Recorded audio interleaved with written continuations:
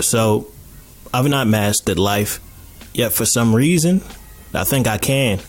My name is Brandon, and I've wanted nothing more than to be a husband and a father.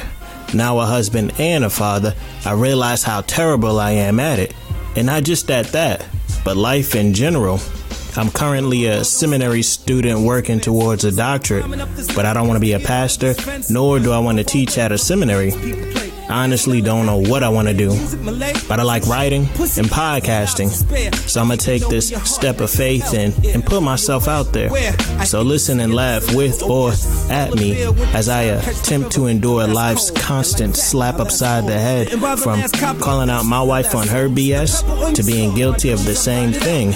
I'll be discussing a range of topics about life in order to have genuine talks about our screw-ups. The goal is to grow and mature while having some fun in between.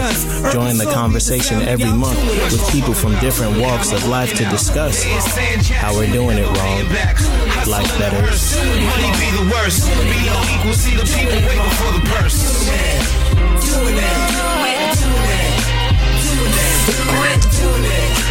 Alright, thank y'all so much for tuning in. My name is Brandon. Welcome to another episode of You're Doing It Wrong. No one has mastered life, so I trust in the one who's done it twice. So I'm trying to find a new slogan. How y'all like that? Y'all rocking with that? Why are you pausing? 5 out of 5. 5 out of 5? You would hear again. Huh? Would listen to again. Well, listen, but y'all don't like the slogan? Say it again. I said none of us have mastered life, so I trust in the one who's done it twice. Boom. How's he done it twice? He came, he died, and he rose again, bro. 2 times. Why I gotta explain my slogan to y'all? He only died once. So he lived twice, bro. Oh, that. Okay. Come on, man. I have my bars on deck and everything. Serious, sound like Jay-Z over there. Came and saw and conquered from sold out seats. Returns, that would be a 3rd time, right? But he's already living, though. Is he? All right, whatever, y'all. I'm excited to be here with another episode of You're Doing It Wrong, and clearly I'm not doing it right. I'm still searching for a slogan. But I like the slogan. I just gotta spice it up a little bit, I guess. But whatever. If y'all haven't checked out the last episode with me and my lovely wife, Mylena, go check that out. Clearly she is lucky to have me. Wow. Because I'm an amazing husband. Wow. Clearly.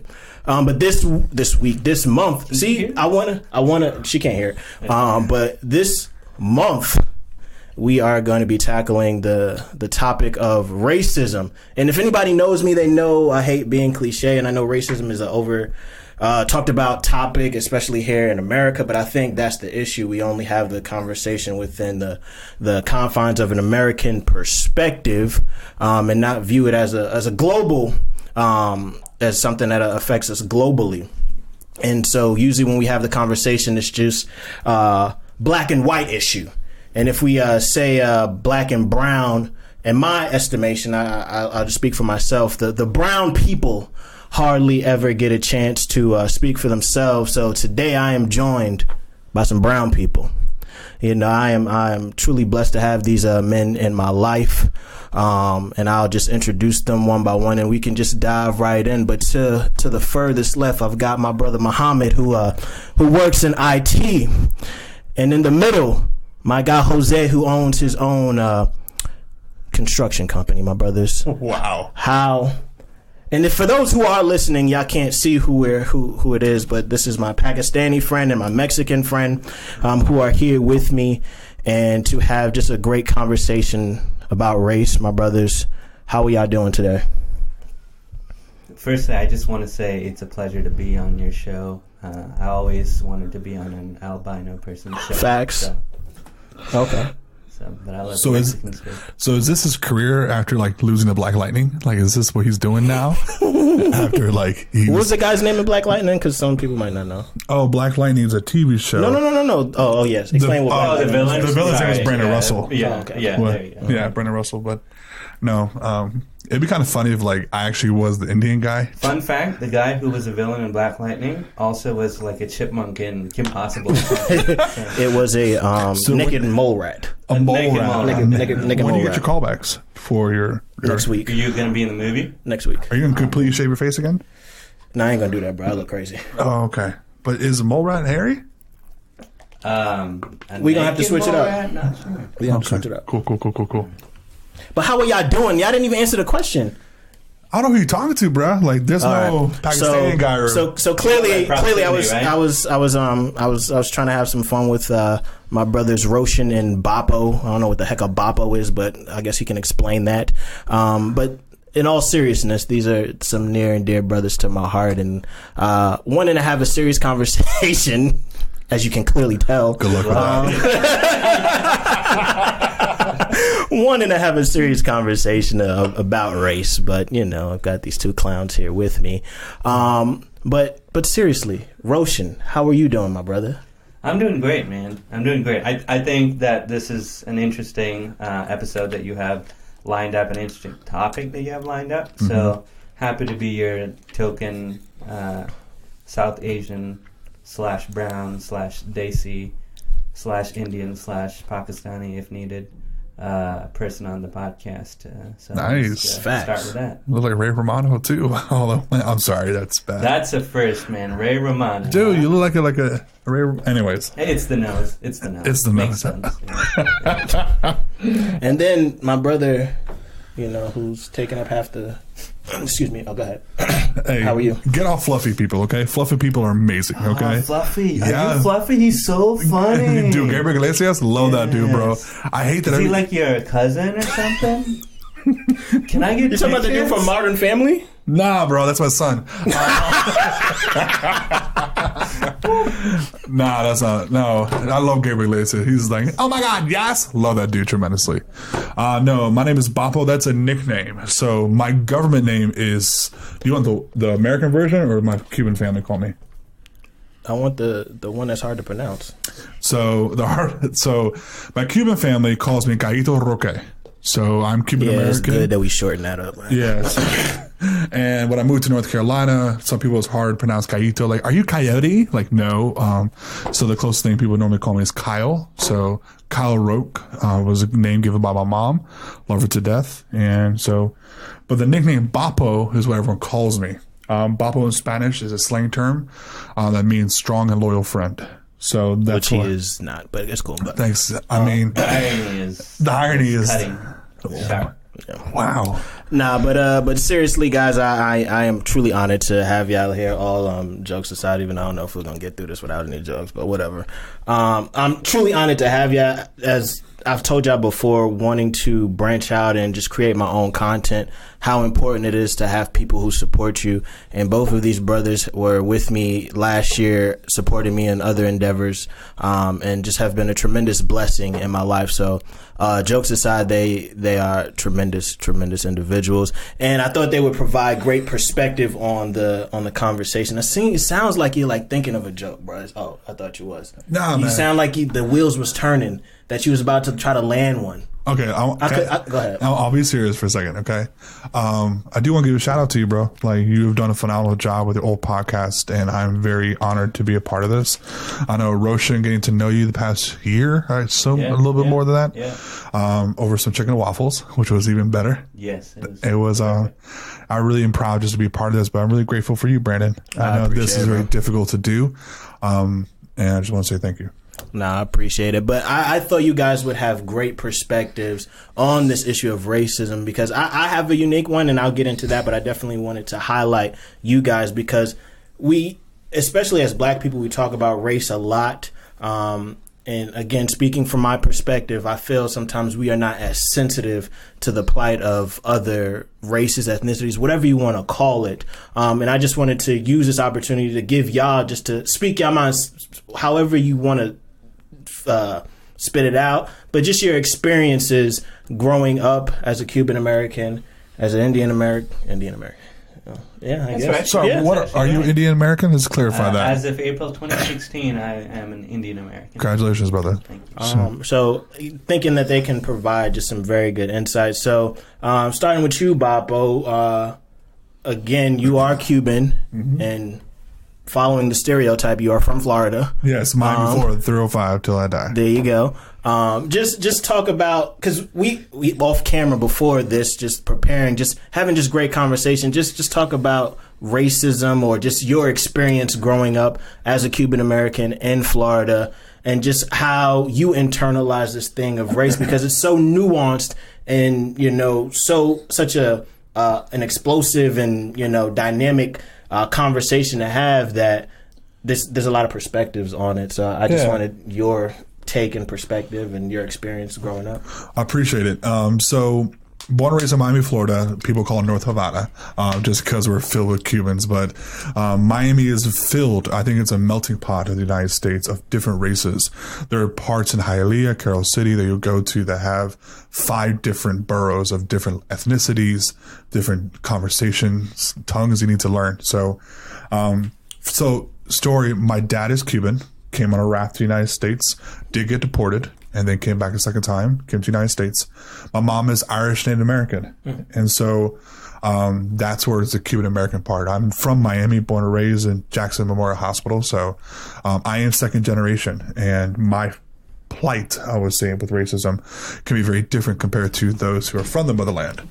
But so for us, or for me, I'm sorry, for regards to the conversation of racism, I really didn't experience racism until I moved to the South, to the North or whatever. So Miami, I mean, there were some prejudices that we had. Like, for some reason, it wasn't trained to me to not like different Hispanic races, but just some reason it naturally happened. Like, for me, I grew up in a sense with my Cuban family that the worst thing I can do was date a Puerto Rican. Wow. And so, like, when I dated a Puerto Rican girl one time, I was like, oh, snap. I might need to break up with this chick because she's Boricua. And how my family take it, but it was a whole different scenario. But so with growing up in Miami, there's races all over the place, different ethnicities, from Jamaicans to Haitians to, like, Trinidad, Tobago, like, I think Creole. You also have Korean, Chinese, Japanese, Jewish people, blacks. Blacks to me were different compared to blacks in the South. There was African Americans. To me, those are guys who are from Chad, from South Africa, who are actually from Africa. So that was a different dynamic too. But I really didn't experience racism until I moved to North Carolina, and I started talking to people, and they can tell I was not from here. You can listen to my accent, and you can hear that's not normally what people think Hispanic people sound like. But at the same time, people even know who are very ignorant of where Cuba was. People are like, yeah. I was like, yeah, I'm Cuban. They're like, oh, what part of Mexico is that from? I'm like, it's not. It is an island to the south of Florida. And there was a constant thing that I had to deal with. And also, if you see the video, if we ever post a video or you see anything on my social media, I'm a big dude. I'm not short. I'm 6'3". My grandmother's 5 foot. And like, there's like, when we have family portraits, I sit down so everyone can be my height. And so, like, I'm not your typical Hispanic person. But when I moved up here, people already declassed me because of my ethnicity. Now, I understand I would introduce myself as Kyle just so that they can, I can, actually not they, but more me can feel accepted. But the one thing that hurt the most and was the biggest racism to me was when I finally admit to them or say or confess I'm Cuban, there's always a face change of, oh, you're Hispanic. And that was the most painful thing to endure, because you can tell what they viewed me before was no longer what they're going to view me now. Now I'm classified as a Mexican and nothing more, nothing less. And that was the hardest part of racism, where people, spick. If you don't know what that means, that's basically the N-word to Hispanic people. Why don't you get back on your raft and go back to Cuba? In high school. And I'm like, dude, getting threats from the KKK? Like, that was real in the South. I thought that was all movie fake stuff. Yeah. But when I moved up here, you just saw that the racism is very real. And the hard part, too, was as you mentioned in introduction, the actual racism struggle for me was like in discussions of racism in the South or in the United States, I was invisible because it wasn't Latinos or Hispanics. It wasn't browns. It was just blacks and whites. So that was a whole different type of racism I had to deal with, that even though I'm a different color shade in God's beautiful design, I'm still not considered worthy enough to be part of the conversation of racism. No, and just listening to what you were saying, it's crazy how racism seemed to be a very regional thing, that even though you were in Florida, it was more like a melting pot. And where exactly in Florida? So it's Miami. Miami's like... So I would say, if people know Florida enough, West Palm Beach north is Florida. Yeah. West Palm Beach south is a whole different country. Just because if you go to Gainesville where the Gators play, you won't find people who speak Spanish there fluently at times. Tampa you will, Miami you won't. And just thinking about when we're talking about just regionally. So, Roshan, you were born in Saudi Arabia, or born in India, grew up in Saudi Arabia. Yep. You never seen a Spanish person. Or have you? Not until moving here. I hadn't. That is crazy. To the US, yeah. What about like white people? Yeah. So, do you want me to go ahead and share kind of go my ahead. background and my story? Yeah. So. Trying to make it a smooth transition, but you like there you go. Yeah. This is where I start my story. Press play. Should I go? I'm Roshan. I'm natively from India. Grew up or was born in South India, and lived my early childhood in India till about the age of 10. I did my elementary schooling in India. And then moved to Saudi Arabia because my parents had jobs there, and was there 6th to the 10th grade. Okay. But where I lived in Saudi Arabia was kind of a big city, something equivalent to an Atlanta or Chicago or something.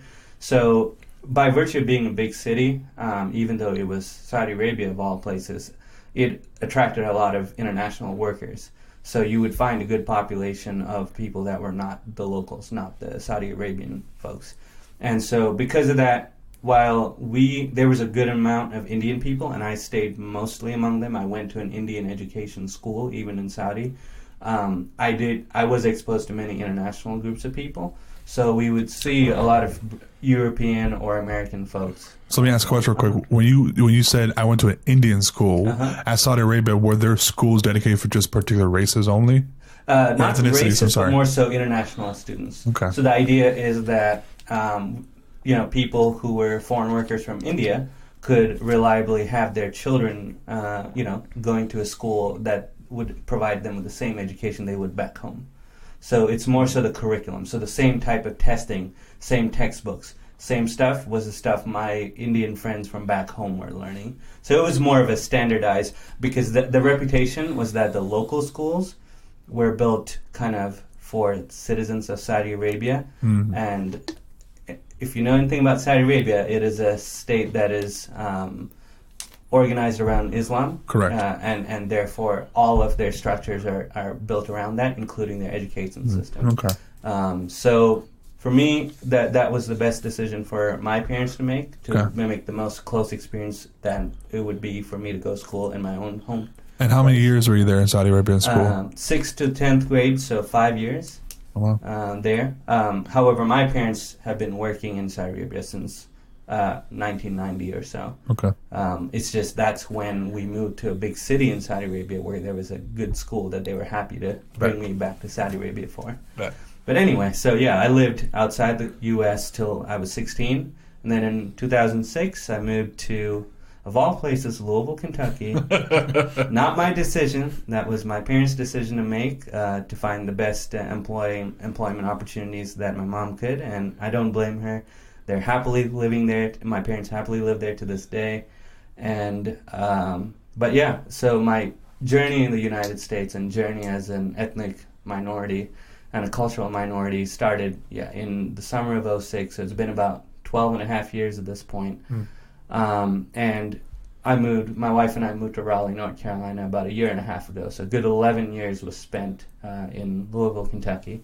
And that was a big change. People ask me when I moved here, and when I share that I'm a first generation immigrant, that hey, was the culture shock severe? And for me, the interesting thing is living in a big city and global kind of city in Saudi Arabia, I already was exposed to a lot of the big pop culture stuff. So it wasn't that was a shock. I even spoke English fluently growing up. It was a Queen's English, but nonetheless, the right English.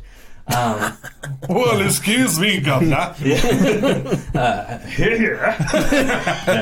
What was that? Cheerio, mate. Oh, there you go. Okay. I don't know why Australian came in there, but yeah. But really, the shock was in the fact that you moved to Kentucky, and it's in a group of I'm living in a group that is majority white folks, and majority people that are not used to meeting almost any kind of minority, let alone an Indian immigrant. So that was rough. Yeah, I feel your pain, because when I moved up here, the natural thing I always got from people is like, "Oh, you're the first other Hispanic person I met." Yep. And I'm like, "It's Raleigh. I think you will meet more, but no, there's parts that you don't." Or two, "You're the first Cuban." Yeah. And I'm like, "Oh, I should not be your first example of what a Cuban person is." Yeah. So yeah, no, I understand that, man. Yeah. So for me, yeah, that was a lot of the case. It's fascinating because you kind of understand the paradigm or the view that people are coming from. In that, when I came in, and it was right before junior year of high school. So my first couple of years being in high school, that was rough, coming in right in the middle of high school when everyone already has their network set up. But I would get questions like, "Oh, are you an international student?" Or, are you spending one semester here or multiple semesters? Completely not kind of trying to come across as bigoted, just purely did not have the mindset of, oh, there could be an immigrant among us. You could be an actual immigrant coming here not to just get an education and go back, or not to just do a temporary gig, but are here to stay and are here as part of our culture. So that has been kind of emblematic of my experience largely living in Kentucky, in that it's a lot of trying to find my way in, kind of familiar with the tone of acceptance or acceptance that you shared. But it's kind of trying to earn my way into the community with the majority culture. And it's been very tough. It's been very tough. I wanted to stop you right there, because it's unique, because you came from a place where you were the majority culture back in India. Mm-hmm. And so I'm assuming there was not that much racism prevalent there. I do remember you telling me there was issues of colorism. Yeah. So is that possibly like the form of racism that you experienced? What is colorism? Sure, yeah. So what you can find within India, or just among Indian people, even all over the world, is colorism is very prominent. Colorism is where there might not be racial differences between me and my fellow Indian citizens or Indian people, but we come in various shades of brown, going from light and passing as white to dark, very dark, that could potentially pass as black. And so what you also saw then is a hierarchy system based on how fair you were. So the more fair you were, the more beautiful you were perceived to be. And that was something that was ingrained, but also businesses cater to that in the way they fashion makeup and stuff like that. It's like some people in the African American culture, and you can speak to this, Brian, if you want, of the brown paper bag concept. I hadn't heard of that till you mentioned it. Yeah. Do you know about that? You was telling me about that. So I learned this from speaking to girls and talking to the guys in African American culture, that you get a classic proper brown paper bag that you took to school. For some people, the more accepted you are is the closer your skin tone is to the brown paper bag. You can see subculturally that the darker you are, somewhat you're not accepted. And the whiter you are, even not accepted.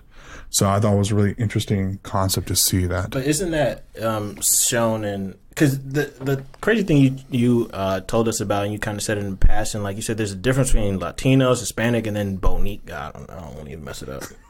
Boricuas? Boricua means Puerto Rico. That's Puerto Rico. Mulatto. Okay. Mulatto has a different... So there's a café con leche, basically, some people will say, where it's a mix of race of white and black. So you have that kind of mulatto taste. But I'm sorry, what was your question? I blanked. Colorism is... You were talking about it from a black perspective. I know the black people would be like, why is the Hispanic person talking about colorism from a black... But he's black-splaining. Yeah, he's exactly black-splaining. Wow. Yeah, good one. Slap hands. No, but that colorism is even seen in Hispanic culture. Definitely, as well. bro. So it's interesting to see, and then the Hispanic culture itself, like acceptance.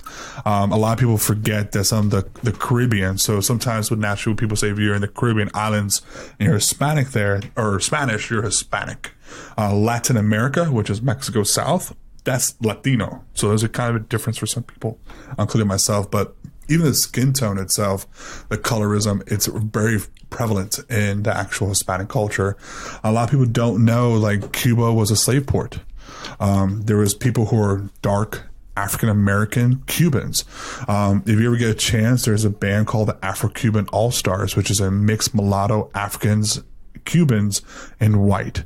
So you can get a really dark Cuban American or Cuban in general, or you get a person who's blonde hair, blue eyes. Like a lot of people don't know, Cameron Diaz is a Cuban American. Her dad's Cuban, but people like blonde hair, blue. That's no, she looks white, but no, there's different shades of things. So even there is colorism within Hispanic culture. And even if you want to dive into the Native American concept of Mexicans, some who think that they're more Mayan, or I forget what the Native American, I apologize if I quote that wrong, but the more Indian Native American you are compared to more Hispanic, there's classism even with that too. Interesting. Now, for you, Roshan, have you ever experienced overt racism? Yes, I've heard people have used slurs against me, racial slurs or stereotypes. Some of the ones that I can utter would be something, turban head, or really the interesting thing about being brown but not obviously from an area is that you tend to get all kinds of slurs for all kinds of people. Yeah, bro. So for me, it was a lot, especially when maybe some may know that I lived in Saudi Arabia. They confuse me to be Arab sometimes, so I get a lot of slurs that are catered towards Arabs, terrorist or turban head, or, and messed up part is I've even heard, like variations of slurs used against black people, but obviously modified to attack brown people. Mm-hmm. So yes, I've gotten that, maybe not so much face to face, but more so in the form of online communication, where you might find some anonymous people coming and just attacking you online because of something that you posted, and it comes out in these ways. But so never personal. Straight to your face. I think part of it is because I came in at age 16 and came in kind of with only 2 years of high school. In high school, the worst I got were people kind of, I did feel some things, but not overtly racist, where basically I would be sitting on the front of a class, everyone would be working on an assignment, and there'd be somebody that I couldn't tell from the back throwing stuff at me. But then I turn around, but no one wants to give up who it is. So, and it was very obvious because I'm the new person. I'm the one not like the rest. So I thankfully hadn't reached any overt kind of thing, but part of it, part of playing the game is knowing how to avoid such situations, and that's what I would try to do as the new person in this country. The thing that's so unique about you is, like I said, you went from a majority culture where you would see a lot of Indians to, I guess I'm just assuming that was just probably you and your family who was only Indians in Kentucky that was close to you. Like, did you have any other, Indian friends? Because I know for me, and I'll get into my story, when I moved from New York to North Carolina, if I found somebody from New York, I was super tight with them. Sure. Like, you moved from Saudi Arabia to Kentucky, you any Saudis or whatever? Any other guesses here? No, we had a lot of Indian families that moved around the same time for the same reason. Basically, we moved here because my mom got hired as a nurse with a hospital group in Kentucky.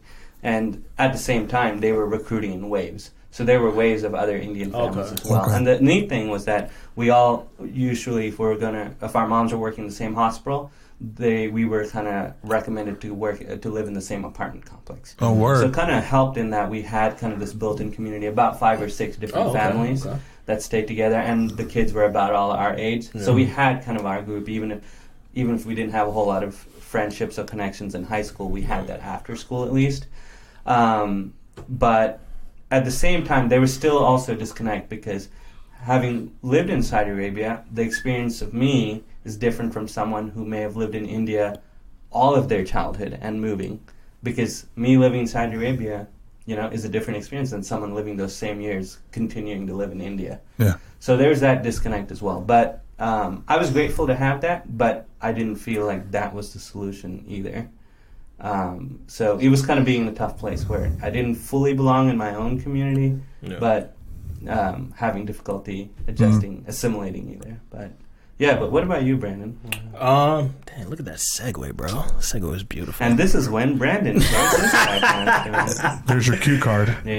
My experience is very unique, and I think all of you guys can attest that one race isn't, and I know people have used this word, like a monolith. Like you just can't. There's That's not a one $4 Hispanic. word. There's not one type of Hispanic. There's not one type of Indian person. There's not one type of black person. My story, I grew up in Brooklyn, New York. You was either black, Spanish, or Middle Eastern, ironically. So I'm right at home. Three amigos. So there we go. And for those who are listening, and you can watch on YouTube as well, I definitely would do the white paper test. You can use for me. I am definitely on the other end of the spectrum when it comes to black people, and I'll probably show some pictures on. Like they're joking about me being albino, but I think when I was younger, I was probably lighter, and my hair was blonde too. Do we have any pictures of that? Pause. We do. You said we were joking, or we're pointing out the facts? Call it what you want. Blonde hair? Yeah, blonde. Like, is that why you shave yourself bald? That's part of it. And did you know this? No. Yo, where's your wife, bro? We need these. His name is Brandon Russell. I'm gonna show the picture. Is your middle name Carlton? Carlton. I'll show you a picture. It's a nerdy one, Elliot. I hate it. It was close. Yeah. To Carlton. Nerdy one. Yeah, so very different from what I got now, right? Okay, we'll go on. Nah, get him off. So even growing up with my mother having to deal with people thinking that she dyed my hair, always just the constant stares, and I didn't grow up with my my biological father. I grew up, and I hate saying stepfather. He was the man who raised me. Shout out to Rob.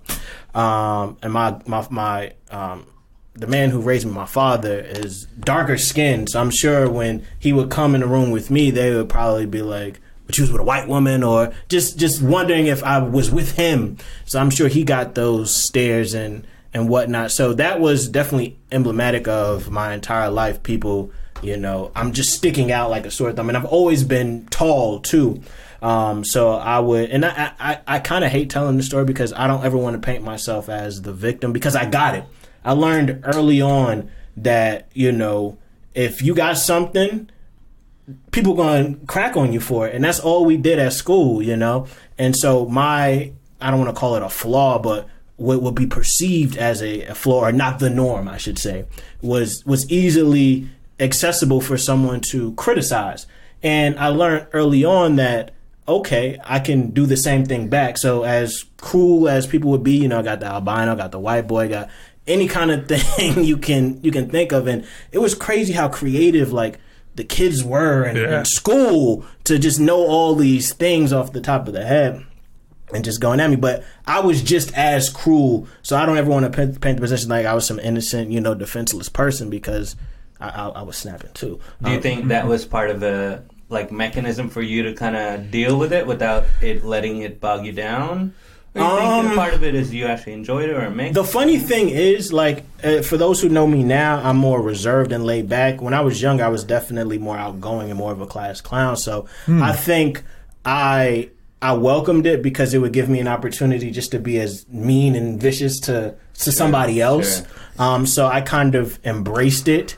So I think if I wasn't witty with coming back, it would have hurt me because it would have felt like I was getting ganged up on. But I probably ganged up on other people more than they ganged up on me. But I say that to say it became very apparent that this wasn't something. Racism wasn't an issue that just plagued, one particular people. And I don't want to say that people are racist. The point that I'm making is that we will find anything that we can that's not the norm to make fun of someone else. Like I said, you're Indian, you're Cuban. Even within that own subset, you would find things to make fun of each other about, and you guys are the same. Yep. Whatever complexion, whatever the case is. We both look like Ray Romano. Whatever it would be, that would be exposed, and so I think for me, and it did affect me adversely, where I never put value in my race because I understood that what does it mean to be black? Because my mother's black, my father's black, but because I'm several, and I got it. So again, I don't want to paint myself as the victim, but it's like, what does it mean to be black? Because I'm not, the same complexion as X, Y, and Z, but I'm just as black. And so I never was really concerned about learning about black history. I didn't really care. I never was, I'm not going to be the Kwanzaa guy. I didn't really care about all of that. I wasn't going to be that Afrocentric person. And this is when I was younger, so let's throw that out there, where I did not care as much. Go ahead. Are you now? I'm not, and I'll get to that. Okay. And so growing up, I did not really care about learning that because I did not find that validation there when I was younger. And I think a lot of black people struggle with that. What does it mean to be black? And even as an adult, that's affected me because even though I want to say I've gotten darker, but y'all still cracking to the light skin and the albino jokes, and even like colorism within the black community, it's the same thing where it's the lighter you are, the better off you have it. Yeah. And the thing is, I didn't reap those benefits because it was just me who was the super light person getting killed. So any benefit that could have been perceived, I didn't get it. And again, I don't want to sound like I'm complaining because I understand there's, people who are dark skinned and have to go through that plight. So please, I'm not being light skinned. And again, those ideas of being light skinned, being soft, being overly sensitive, I think that's what I fought against. That because I'm light skinned, that you're going to try me, you're going to think I'm a punk. And I feel like we're kind of from the same culture. I don't know if you had to grow up with that where you had to prove your manhood. Don't try me like that. And so I felt like no one ever tried me too physically, but people would say little slick stuff. Yeah. Not knowing bro, especially when I moved from Brooklyn to North Carolina, people would definitely say slick stuff thinking I was from the suburbs or something. I'm like, nah, bro, I'm not from there. But just having to overcompensate, because I didn't want to be seen as that overly sensitive, light skinned dude. I don't know if you look like you have something you wanted to add. No, no. I'm listening. Just that overly sensitive light skinned person. And as I got older, just seeing how that did kind of affect me, and even to the point where I want to say around this time last year, I even did a 23andMe because I was curious. I wanted to know. I knew my mother was black. I knew my father was black. I knew my grandparents were black. But I'm like, I wonder what it is behind there. And just funny story is, everywhere I go, that's the first thing someone would notice and highlight. And they say, are you biracial or whatever it may be, or just crack a light skin joke. And we're fortunate, and for those who are listening and watching, the way I know these brothers is that we all go to the same church, and we'll kind of dive into that a little later. But we've got a wonderful pastor who I won't say his name, but he has a great sense of humor, and he would make jokes, and I love that. I would love people being able to crack jokes on me. And I don't know, you may be familiar with this term. I don't know if Roshan is familiar, but do you know what a red bone is? That's a song. No, that's a song. Heard that before. But even before Redbone, more American. America. Even before Childish Gambino came out with Redbone, that's what you're referring to, right? The song. I was joking with that, but there's also the comedian Redbone. Oh, so you don't even know what Redbone means either? I have an idea, but I'm gonna keep my mouth shut. Yeah, it's what you refer to as a light-skinned female. Yeah. And so, and no shade to my wonderful pastor, and I hope he listens to this. And to give y'all some context, we were in a meeting, and I had my daughter Autumn with me, and I think he was holding her, and he says, and she says, "Daddy" to him. And my pastor goes, I'm not your daddy, I'm brown skin, I'm not a red bone like your father or something like that. So I just, why do you make the crazy, I'm gonna save that and gift that crazy face. Hey. And no shot, please don't take this the wrong way. I'm not saying my pastor was mean to me or nothing like that. We got comfortable enough where he could make that joke. But that was the type of things that I had to deal with. And the point of the story is his brother has the same mother and father, did a 23andMe. And their results were posted. And so it kind of inspired me to do my own 23andMe. Was it posted like the Maury show? Oh, it was, because they posted it like you are not the father. They posted it on Instagram, and I ended up seeing it. That's right. So he posted it, and I was like, "Dang!" So I'm gonna post it anyway. So Pastor, it's actually a new show called 23 and Married. Oh, so they posted it, and the results came back that they were like 83% sub-Saharan African, and then like 13 or 14% European. So if somebody's a betting person, if I'm going to do the 23andMe, the assumption is I'm going to be less than 83% black and more European than them. Survey says the results are in. They are in. We'll be right back at this commercial break. And the crazy thing is, I haven't even told them yet. So this is going to be his reveal because once I edit it, I'm gonna show it. Wait. Pastor, I'm blacker than you. So just those dynamics where it was so validating for me. And by the way, 88% sub-Saharan African. Check my numbers, and 9.9% European. What you say? What you say about Wakanda forever? Well, nah, that's old now. We can't do that. No. Why can't I do that? Number one, it's old. Whoa. It's super old. No, Everybody does Wakanda. Old now? Black Panther is old, bro. Doing the Wakanda You said forever. Wakanda. Yeah, I did. I did. Get your game. There's no girl named Wakanda forever. Look, racist. Look at racism. Oh, I did. No. You know how bad it is? He said there's no girl. He didn't say there's no black girl, but I assumed he was referring to a black girl. Look at this. Facts. Recorded video. Get these numbers. I'm out. I can't drop this mic. It's expensive. No, it got me coughing. Number one, Wakanda is mad old and played out, so no more Wakanda jokes and Wakanda forever. Don't do no picture and hashtag Wakanda forever. We got it. And number two, unless you want to say you from the motherland. I never said. Can white people say Wakanda forever? Hell to the no. But anyway, all jokes aside, it was a sense of validation because on the outside you would look at someone like my pastor and would think that, he's black. Again, what the heck does that even mean, blacker than someone else? But as far as the DNA proves, that's what it is. But even having to go to those lengths to try to find some sort of validation, I think, would reveal my own insecurities. You know what you should do to help that even more? Go ahead. I feel watch Joe coming in 3, 2. Go ahead. Thank you, Brandon. Go ahead. Go ahead. So the 23andMe thing, you still have like a printout or a picture somewhere. Screenshot. Right? Mm-hmm. You need to make that into a T-shirt for yourself, man. Yo, it won't look right though. Yeah. And it won't look right though. Sell them. Sell them. It's not gonna look Sell right. them for all the albinos. So you gotta for $23 It's gotta be 23. See, that's why y'all got the corny swag. I'm not gonna put that on a T-shirt, got corny bro. swag. Dude. I'm not putting that on a T-shirt. You just don't. Never mind. And then just say, 88%. 88. More blacker than you. Black. Whatever. No, that's what I'm blacker than you. That's gonna be my thing. Is But that 88% more woke? again, don't you woke is no. We're not doing Wakanda forever. We're not doing woke. I Man, didn't you go so Wakanda, bro. outdated, Leave it alone, man. bro. Gosh, Yeah, man. it's like you hung around black people just for a little bit. Now you got to pick up a Wakanda. I wasn't born in and the woke. U.S. and Donald Trump might change the citizenship rules any moment, so I'm not going to do anything to jeopardize. Exactly, exactly. So, but So many jokes. So little time. but that definitely affected me. And even though I was found with so much validation and so much pride and knowing that, giving some sense of identity.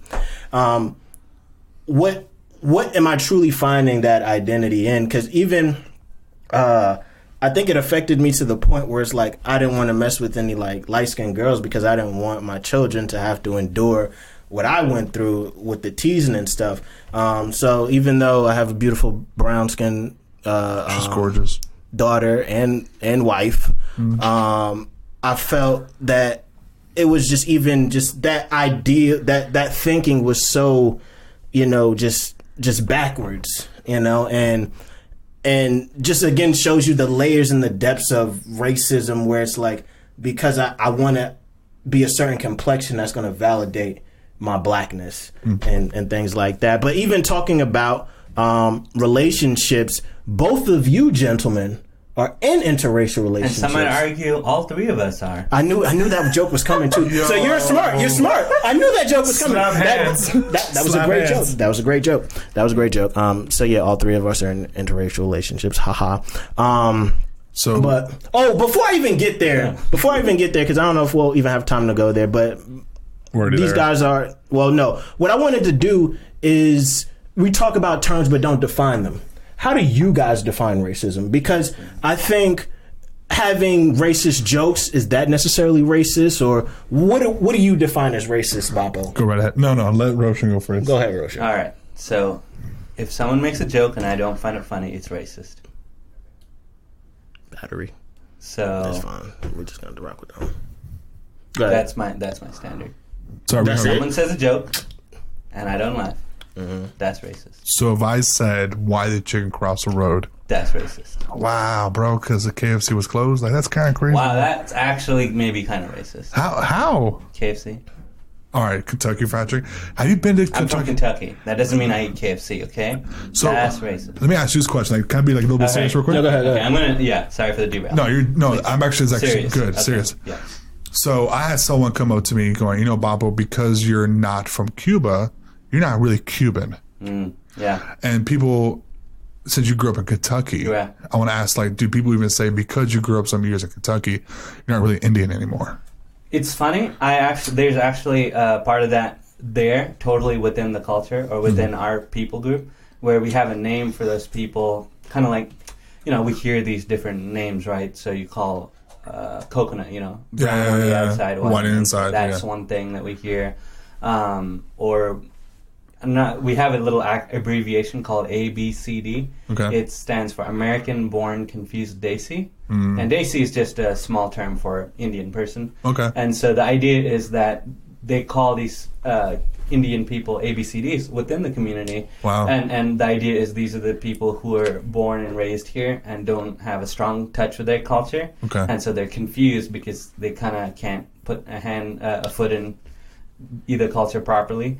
And so the idea is that I've been called that by other Indian folks, even my age and stuff, because I'm just like not Indian enough to where like I'm not like fully plugged in there. And so they make fun of me in that. But not so much from other people, because where I came from, I was Indian enough because there's not a whole lot of Indians there. So any kind of Indian is pretty Indian, So. The reason why I asked that is because I recently came across some friends of mine who have been recently coming to me and saying, Papo, you are Cuban. We see that, and we see you celebrate your culture and everything. But sometimes we see you announce to people that you're half Cuban, half white, Native American. And I ask them, like, why does that matter? And it came across, or the tone of voice of that, because I'm half white, that kind of neglects the Cuban side. Because you're stating that is showing as you not being as proud? Or I'm not truly Cuban. Oh. Okay. So, like, it just kind of, like, there's, like, an undertone of racism there. Yeah, that is odd, because how can someone else define your experience? Exactly. And so to go back to your original question, Brandon, about how would you define racism, I think sometimes racism are prejudices acted upon. I think sometimes there are tendencies that we are prejudiced towards certain people, but we don't have to act on those assumptions. So I think that's something, but I think racism can be an attitude, a mindset, actions, verbal, emotional. And so, like, I remember when that person said it to me, I questioned a lot, because I was like, is he stating that, or is she stating that so that they can neglect my Cuban side and they can feel more comfortable if they crack? Oh, he's Cuban. He's just a water Mexican. Wow. I'm like, Water? Yeah, man. There's That's fire. some people like everyone's really Mexican. They're just a Canadian, it's just a snow Mexican. Wow. I've never heard that before. And there's people who say that to me. You're just truly a Mexican, but water. And I was like, yo, bro. And they're, Wow. can I keep it real? Go ahead. They're Christians. Oh, And I'm just you like, say something else. no, they're Christians. I'm like, yo, fam, like, do you want to get these hands? But I can't say that to their face because there's other things I got to fight at the same time. And so when racism happens to me, whether it's in secular circles or Christian circles, because it does happen in Christianity, you got to love and forgive and be patient. But I think the struggle sometimes with responding to racism, blunt racism, is the one of the most difficult things, because as much as I want to celebrate my heritage and where I come from, I still have a mom at home, not living with me, but a mom who is insecure about her own self because she doesn't want me to lose where I come from, which is from her too. So I'm still Choctaw. I'm still somewhat Irish. When we did the little 23 thing, You Irish. did it? No, my sister did it for our family, and she was like, "We're like 2% Irish, like 4%, 14% Native American, and the rest is all Latino." Okay. So, So no African American? no, there is, but if you break down the African American portion, and this was years ago. African, I should say. No. When you break it down, the portion of Hispanic, there's African within it too. But what percentage? I don't remember. But If he was above like 1%, then Lower than 88%, Brandon. Well, You're no. still the I was blackest just saying if he person could. Pause. Actually, I don't know if I am. No. I didn't want. Wait. What did you There's just clearly say? not a cameraman here. What did you just say about the 1%? I said if you are at least like over 5%. You said what? Don't move the line. no. Don't be like that because that's Because all. I had to change it because some people could be 1%, and I don't know if I would feel comfortable with them doing Wakanda forever. Look at this guy. Problematic, Brandon. Nah, but I mean that's he's trying to, determine who you are by a percentage. I know he's judging the Browns dude. once again. Dude, Black You the one who people. said Wakanda forever. I didn't know if you were I able was quoting a to. Marvel quote. But that's for black people. No, But- it's but it's fascinating. Hey, I didn't mean to derail. Yeah, I totally meant to derail earlier about the bad joke about what's racist. But for me, genuinely, what helped to kind of determine those terms for me has actually been exposed to me recently through the person you were bashing earlier, the pastor that you were talking about. bashing is a very good word to say. I didn't bash him, Pastor. I'm looking right at you. If you are listening to this, I wasn't He's bashing not. you. I was trying to show that Are you you had a talking sense about of off camera humor. or off camera? Huh? All right. I'm going to bring it Just in. kidding. All right. Okay, So, so- but something that he brought up that has been really helpful for me to kind of reflect on past experiences I've had when it comes to racially charged exchanges or conversations is there are three layers. The lowest layer being there's racial ignorance. Oh yeah, that was And dope then- how he did that. Yeah. Then the next one was racial insensitivity, and then racial oppression. Right? Yeah. I think those were the three layers. Correct. It was close to Yeah, that was really good. and that really helped me reflect a lot. And so, ignorance is where people just don't know. If you're not around black or brown people, you won't know like how they're different or how they're similar. And so you just assume everything is based off of your white experience. And then insensitivity is then taking that ignorance and then acting upon it, not realizing the consequences of it. And then oppression is where it is then institutionalized or made into law and stuff, which then turns into, large-scale discrimination and stuff. So for me, I feel like I've not really had a lot of the racial oppression on the large-scale level. And for me, a lot of my experience was mostly in the racial ignorance, and then it played out oftentimes on the insensitivity level. So. Go ahead. Someone asked this question. I wrote down the three. So before we go wherever we're going to go with whatever you're going to say, how much grace do you give for those three different levels? Is there one that's more natural to give grace to than other?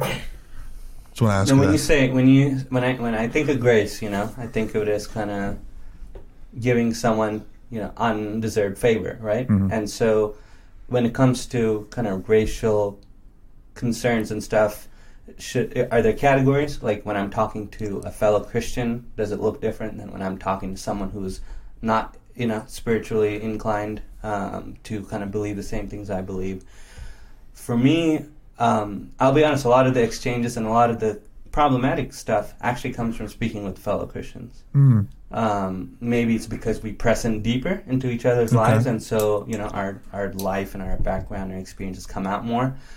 But I think grace, a lot of grace is needed a lot for the insensitivity and the oppression part, because oppression is where people just are so instinctively against people or certain ideas because they think it is liberal. What we as brown people may think as completely normal, reasonable things to think about, like immigration policy and thinking about the way we perceive people that come into this country.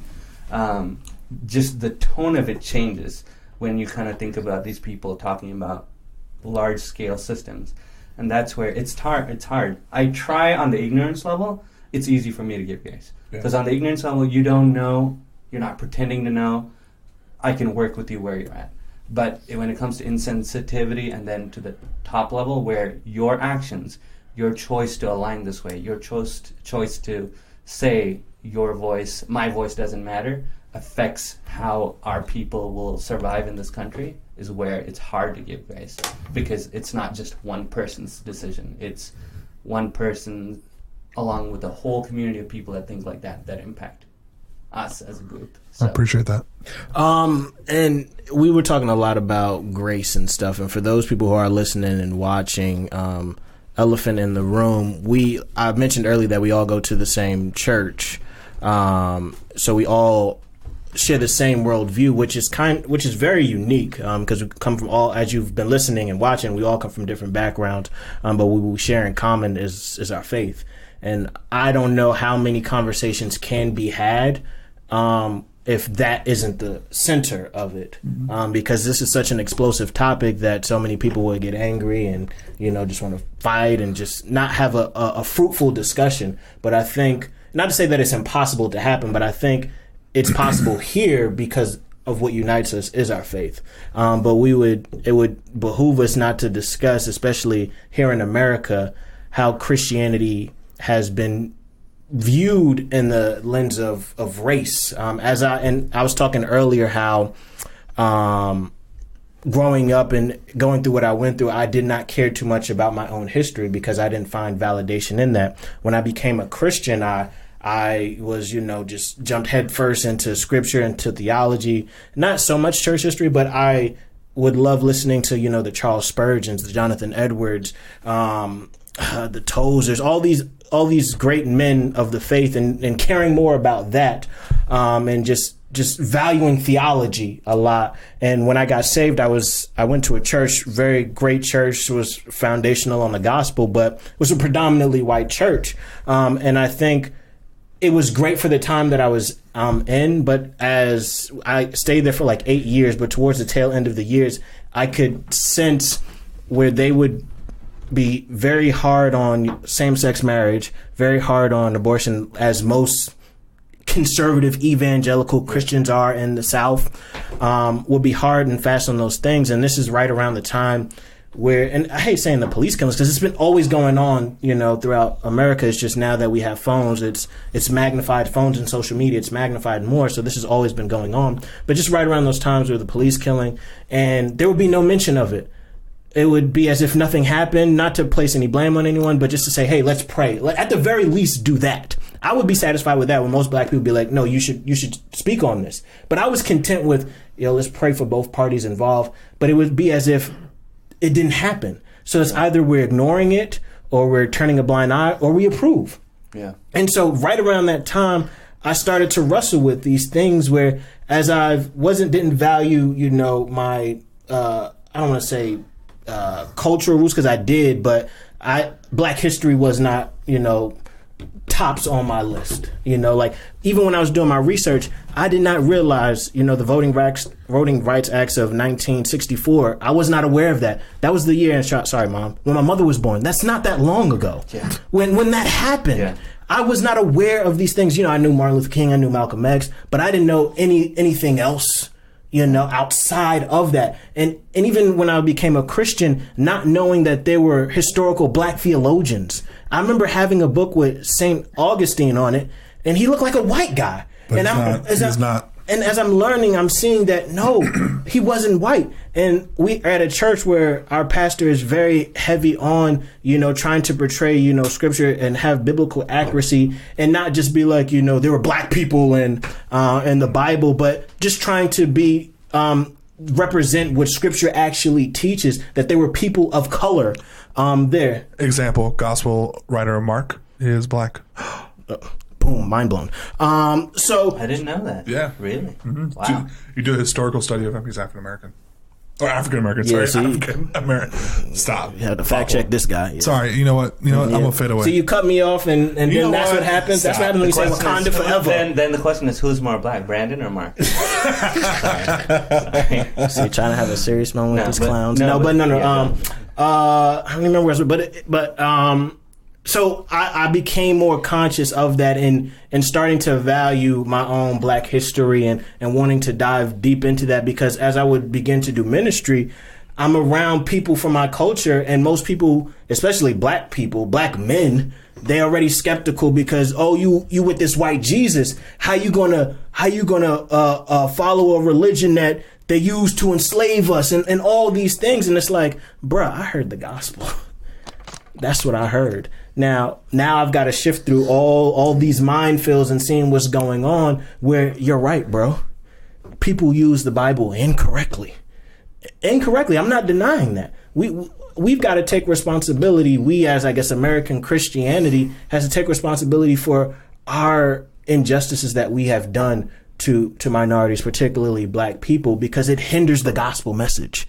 It absolutely hinders the gospel message. And earlier this week when we were preparing, and crazy thing about it is you were in Kentucky at Southern. Southern is a seminary, a Southern Baptist seminary, one of the first Southern Baptist seminaries. And the President Albert Mohler commissioned a research just to delve into the history of Southern. It's how it was racist, and I forget and not just racism and slavery and all these things about the founders who founded the seminary. Yeah. And the research was showing some crazy things. Just a huge black eye that the founders, and I wish I had the things, and I'll probably post a link, that they owned slaves, that they would advocate racial injustice. And so we're sitting up here talking about race as Christians. Most people would listen and be like, but you guys follow this religion with the white man. No, we don't. Because we understand what the Bible actually teaches. But we're not going to ignore the fact that those who have called themselves Christians have done I don't even know what to call it. They have completely effed things up, completely messed things up. So we have a black eye, especially when it comes to American Christianity, when it comes to race, where we have people who would speak against those who are trying to pursue some sort of social justice and say that it's not the gospel, which we would agree, but it is an outworking of the gospel. Yeah. And go ahead, my brother. No, I agree with you. Like, a lot of people, and I talked to my pastor about this, like the Black Lives Matter movement. So if some people don't know, I work with a lot of teenagers at our church, and they ask me, Babo, like, what's your take on Black Lives Matter and everything? And one thing is, like, I support it because all lives do matter. And there's a tremendous struggle right now with the African American struggle with police brutality and all that jazz. But it is a biblical foundational, I guess. I don't know if that's the right term I'll use right now. But it's based on biblical principles, but the way they kind of carried out is not truly Christian. So that's where the discussion has to be with the parents. Like, talk to your parents about this. But like, Black Lives Matter was a cool, great movement to bring awareness, but at the same time as that awareness was happening for Black Lives Matter, I want to ask you guys, did you guys hear Latino Lives Matter? Did you hear Hispanic Lives Matter? I'll wait. You're gonna get killed. No, but it's like, it's a whole different perspective because it's been happening to us. I don't know about for you guys, but I know it's Roshan. Like, it's been happening to Latinos, and the hard part is we can't bring that to the public because what's on top of fear of bringing up about police brutality? Deportation. Yeah. There's countless stories of a young lady in Denver, Colorado who got shot by police, and it's because she was wearing a hoodie and she looked like a male who just supposedly robbed a drugstore, finding out it was a white man who actually robbed the drugstore. But she got shot and killed, and the police was a whole situation, but like the family refused to go to the police because they were illegal immigrants. So they're afraid to speak on the daughter's death because they're afraid to get deported. Wow. Go ahead. And even though I'm joking, even because you said all lives matter, so you definitely can't say Wakanda forever. But no, but in all jokes aside, I understand what Bappa was saying, and what we're getting at is that all humans have dignity and have honor and have respect. So Black Lives Matter, the sentiment we can champion. But I always say we have to take it a step further and ask why. Because all people have dignity and respect. And I think the Black Lives Matter would combat and say, we're not saying that a Latino life doesn't matter or, Indian life doesn't matter. And I don't think that's what you were saying either. No, you're good. But I think it highlights a unique perspective where someone who is not a white person saying, hey, I feel you and your Black Lives Matter, but in order to, have that stance, you can't necessarily ignore us either. And I don't know if I wouldn't say that they're ignoring it, but I don't know if you are seeing some sort of contradiction, and I don't want to misread you, but are you seeing some sort of contradiction? From white people? Or just from when the Black Lives Matter, when it doesn't seem like, because like you just gave that story. I don't know how many of the Black Lives people are talking about that story. No, I think the interesting part for what I heard through this whole discussion of Black Lives Matter is who also was talking about it in African American circles. Yeah. I thought it was interesting to see people who were 40 or above really didn't care, and they were black. That was really a shocker to me. Yeah. But I think the struggle too, and for my white brothers and sisters who listen to this podcast, please know we love you. I love my mom. She's a Christian. She's white. Love her to death. But the reality is that sometimes there are people who are claiming Christianity who do not look clearly at that imago Dei of people and choose racism as oppression. And the reality is that they oppress people both systemically, is that the right word? Yeah. And then even culturally. And so if you're hearing this, please know we love you. And there's some people who are not like that. There's some people who, quote unquote, if we want to use this word, woke. But the reality is that there's people who understand, who are woken to the gospel message of Jesus Christ, who value the imago Dei of everyone. And I think sometimes when we talk about just Black Lives Matter or whatever Latinos matter, like we need to understand, we need to show that through the lens of the gospel. That's why I say all lives matter. Mm. And I guess to you, Roshan, piggybacking off of that, I think even we were talking about the election and trying to find, and I hate to say safe space because you've already said problematic, super liberal words, but it's cool though. But I was asking where you can find some sort of comfort and security when all the election stuff was going on, where it seemed as if all the closeted racists, they were emboldened, and having to deal with that in a completely red state like Kentucky. And I was asking, like, where could you find like safety, or not safety, but just a place where you can find comfort and just have dialogue. And as a Christian, the place should be the church, right? And because as someone who is from where you're from, religion is a huge identity. And correct me if I'm wrong. What is I guess Buddhism, Hinduism, or just Muslim? Yep. Those is where those from your cultural context would find some sort of safety, especially during these times. Yep. But as a Christian, you're not clearly going to the temple. You're not going to the mosque. Right. You want to go to the church. But running to the church, these are the people who are supporting this person who spews this racist ideology. Yeah. But it's like, but you're supposed to be a Christian. How did you wrestle with that? It was very tough. It was very tough, and it was part of why I didn't believe that I could continue to live in Kentucky long term, because it was a very lonely season for me. Yeah. It was the sense of kind of, if like I just had no avenue to engage except for going online. Like I had to find my way through specific groups that were set for people of color and believers, Christians of color, that I could have these conversations with, because, you know, there would be crazy, incendiary, extreme things said, you know, from certain people, figures, or just ideas were entertained. And especially when you live in a very kind of one-party or one-sided kind of environment where that is the norm, like, to try to have a conversation that's more nuanced, it's very hard. Yeah. And honestly, it's just a matter of, like, I didn't have a whole lot of people around that wanted to listen.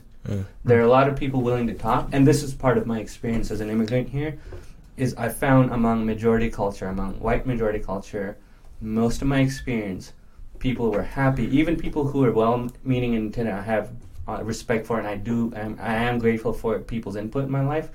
But I always noticed that the intent to kind of engage was always one way. The one way being, let me teach you, let me instruct you, let me get you in a place, let me improve you.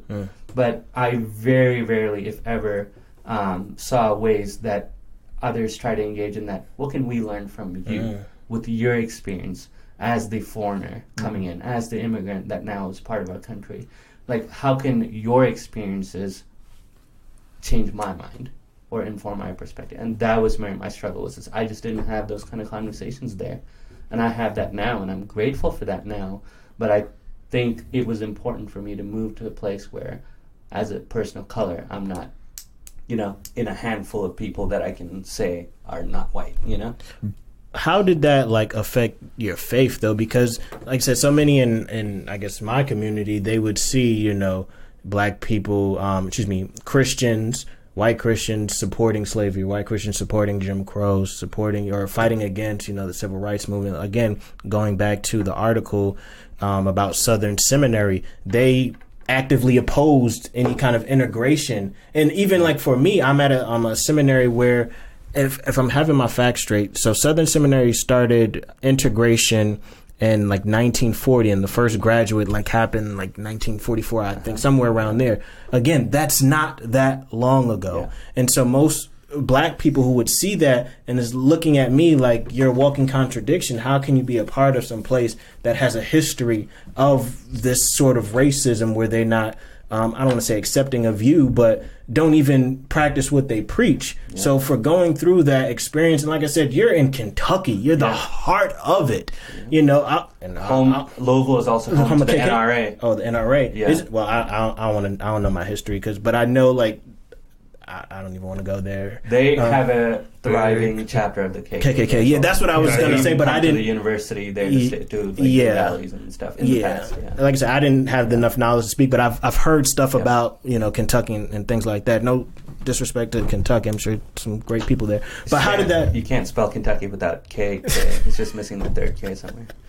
That was Roshan. People are going to hate that was Roshan. hate me. But how did that affect your faith? Because you gave me instances of, hey, I just need to relocate. Did that shake your faith where it's like, I can't rock with this Christian stuff because they don't even live out what, you know, they're teaching? Before you answer, let me ask a question. Were you a Christian your whole life? No. No one's a Christian their whole life. We are the church. You had great theology, bro. Calvinist. No, I was not brought up super religiously, especially being in Saudi Arabia. It's hard to be religious if you're not Muslim. There. For me, my faith in Christ started at age 17, right before my senior year of high school. The reason I want to ask that is just because, like, it'd be interesting if you were something else beforehand.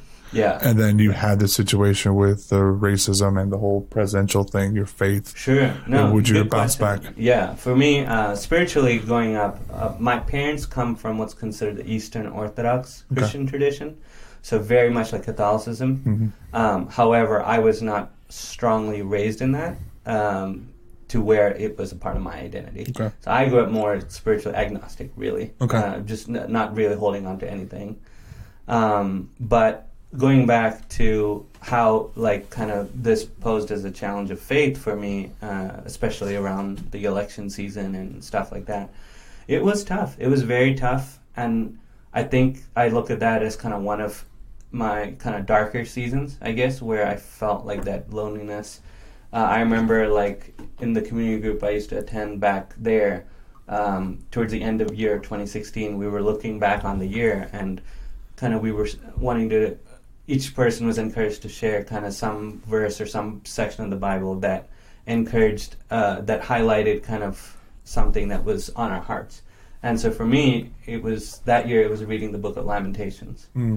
And the book of Lamentations just kind of really, you saw kind of the agony and the sadness and the lamenting, the dark place, the lament of the Israeli people, And when I was sharing that, another person in the community group brought up how the context is even more relevant because it was when the Israelis were in Babylon. I think, if I'm remembering right. And the idea is that they feel like foreigners there, and that's part of their sentiment. So, like, maybe that was part of why it connected deeper. But, it was hard. And honestly, I think it was through the resources that I had online and through the community I was able to foster at some level virtually that made it possible to be like, this shouldn't turn into me walking away from Christianity. This should not be my only experience. And I'm grateful that the internet allowed for communities, and shout out to the Pass the Mic Facebook group. Hey, by the that Witness. Was a big community. Yeah, I love that website, by bro. the Witness. There I met a network of people that made it to where I'm not alone in being a brown person who wants to be a follower of Christ. And had it not been for that, I feel like I'm already pretty jaded, honestly. I leave with that experience and leave kind of my experience with Kentucky kind of with a lot of hurt, honestly, that I don't think will go away. I'm just grateful God delivered me out of that. Amen. But the truth is that I'm grateful for the blessing that He did give through people online, at least, to be like, open. This sucks, but at least I have people that are also in that group, So. Nah, man. I definitely wanted to make sure we covered that because we're having the conversation about racism, but again, what unites us is our faith, and to ignore that aspect of it is our history, even though we didn't necessarily participate in those actions, but those are our brothers and sisters in Christ as much as we want to smack them upside the head. Are you raising your hand? So let me heads up on an audio podcast. Raising your hand doesn't translate. What does that you just got to speak up, man. I want to say, I raised my hand, so I want you to finish your statement first. I don't want to be rude and cut you out. That's all. That's what that means. Okay. Great radio, guys. Yeah. I'm kidding. Give us 5 stars Go ahead, on Bappa. Uber. This is your cue. Thank you. Want to ask you a question because I want to give a perspective of mine. I'd like to get your perspective too. Of what? Go ahead, finish. You were just in the middle of sharing something, and now you're starting a conversation. Just Okay, go ahead. Go ahead. Okay, impossible. All right. So, what is your take in regards to being brown of how the church should respond to a lot of racism that brown people have seen? Because we've heard a lot from African Americans and blacks. Praise God for that. And we heard some rebuttal from whites, and they're still trying to figure it out, I think, is the best way I can say it politely. But from your perspective, and I'll share with mine, what do you think is a good, healthy response to brown people that both African Americans and whites of the church should look at? Sure. I mean, for me, I think it just starts at just empower, and I don't like the word empower, build systems and build opportunities for brown folks who are super minority in some ways, by being minority compared to even other minorities, to from our community or from the Latino community, to have avenues to speak and to be listened to. I think that has to be intentionally built in. That cannot just be something that we'll wait for the right brown person to come and inject themselves. It shouldn't be something that we wait for gravity to do the job. I feel like the church institutionally should build that in, whether it be, and that is on layers of leadership from top to bottom, but, that needs to be because if you don't, it's assumed that that's not an issue worth fighting. And it's easier maybe in a place like Vision that's multi-ethnic and very diverse compared to the average Christian church. You know, it's easier there because those conversations, I'm grateful those conversations are happening because, you know, it is a majority black church, at least originated as such. But that needs to be a part. And that's my take on it, is that has to not be assumed. It has to be built. I agree. So, what about you? What were you going to share? I think for me, as I contemplate about this topic, like when people come asking about, but what's your take on the whole black and white situation in America? How would you respond? I mean, the biggest thing I always tell people is like, at least you guys are invited to the table. And when I say that, I mean like the table discussion, because for a long time, and I would probably say about maybe 20 years, this discussion has been just whites and blacks only, very ignored to the browns and the yellows. And so I think that hurt a lot more than people can understand. Yeah. I think one of the hardest things sometimes, and I love my church, I love the churches I served at and I worship at, it's hard to walk in and to be invisible and visible and invisible all at the same time. And yeah, I meant to say twice invisible. Because there's sometimes I can walk into church and I'm just invisible to the crowd because I'm not the dominant or the minority of the dominant culture. So like being a brown within a black church or brown within a white church, I'm still a minority within a minority. Yeah. That's hard. So that's why I say it sucks to feel invisible. Sure. But I think also it sucks to be visible because I'm also limited to, I'm the token brown guy. Yeah. Or, you know, Bapo, you're Cuban. Praise God for that. You speak Spanish. Que hola. Get all. Let's do this, bro. Yeah. Why don't you reach the Hispanic guy down the road? Sure. Yeah. And I'm like, oh, bro, that's great. Why didn't you do that before I showed up? Yeah. Like real talk. Yeah. Because by you telling system, how you say that word? Systemic. Thank you. I'm sorry. English is weird. Systemically, by you doing that, you're creating racism again. Yeah. In a sense, segregation, the culture, and the church, where only Latinos should go talk to Latinos. Yep. And you have that one hybrid freak who just loves Latinos, who might be white, who might be black, and then they become outcasted because they're no longer. So I think the way to begin this process is repentance, like a lot of repentance and true repentance, but at the same time, acceptance and listening. Yeah. Because I love black people. Please do not get offended by what I'm about to say, because I champion you, because I will not be able, in my opinion, Roshan. Don't look at him when you say that. Roshan, what? You're talking about champion black people and you're looking at Roshan. Because I'm about to, you'll see. Okay.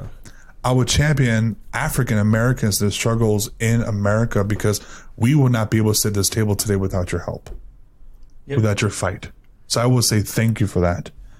But the flip side, let us speak. I think black people can understand to some extent our struggle, but they don't.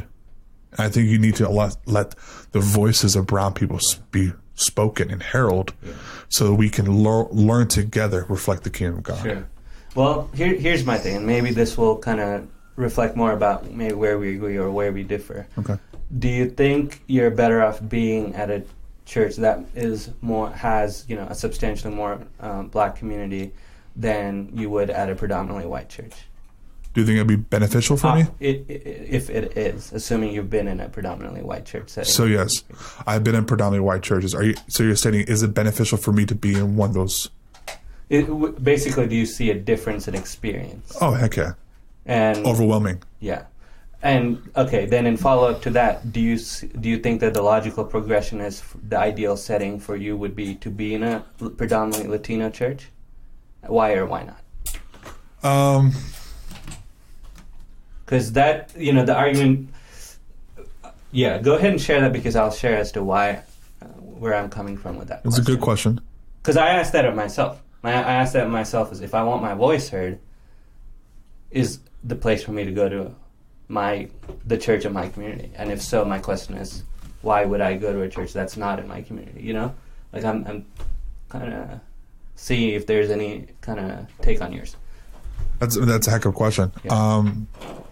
I think for me, the reason why I go and serve at a predominantly African American church is because I love the people there. I love the people of the white churches I worship and served at too. Some of my deepest friends are from those churches.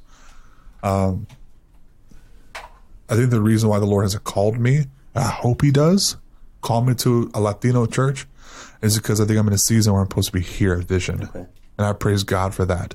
Because I think every church I've been to, there has been experience and growth that I need to learn from them. Sure. I hope that answers your question. I don't know. Yeah. And you know, I can see that maybe it's more of a, you know, personal God's call for you to be at the church that you're in. I only ask that because for me, the way I think about it is, you know, I do think, you know, I can be there with you in that, yes, I can feel like sometimes the conversation around race can be kind of centered around the largest minority group in the country, right?